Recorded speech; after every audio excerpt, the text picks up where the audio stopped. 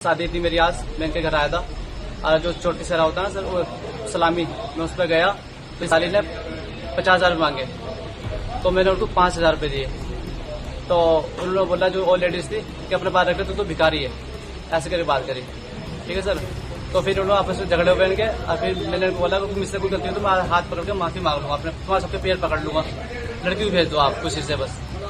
ठीक है। और ये इन्होंने फिर हमें रूम में अपनी बैठक में बंद करके हमारे वालिद साहब को, हमारे हाजी जी को, हमारे भाई को और हमारी भाभी को, हमारे भतीजे को, सबको मारा सर। बाहर से लड़के बुला के थे, जितने भाई थे सबने मारा सर, हमें लड़ मारा सर। मेरे भाई के फट गया पूरा सूजा पड़ा सर, यहाँ पे सूजा पड़ा। अब मेरे वाले साहब है नहीं है, मेरे वाले साहब यहाँ नहीं, मेरे वाले साहब के यहाँ पे पूरा फट रखा सर।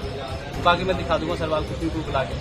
अब मेरे खोपड़ी में मारा, कोई बॉडी बिल्डर था इनमें, इनका ताऊ का चाचा लगा तो मैंने ऐसे करके बचाया। इन्होंने मुझे बहुत मारा और मेरे पेट में दर्द हो रहा सर, एक बार मेरे पेट में मारा इन्होंने।